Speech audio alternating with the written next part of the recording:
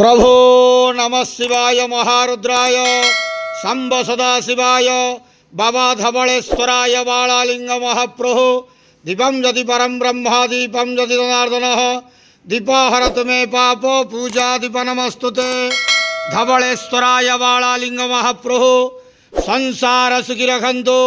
आज शुभ बुधवार रे समस्त श्रद्धालु भक्त मान आशीर्वाद करंतु, मनस्कामना पूर्ण करंतु, कर्म क्षेत्रोन्नति करंतु, ग्रहरिष्ठ खंडन करंतु, जगतर मंगल करंतु, विश्वर कल्याण करंतु, आपणकर नाम प्रकाश करंतु, सेवकर डाक श्रवण करंतु, समस्त गुआवसा भक्त मानकर मनस्कामना पूर्ण करंतु।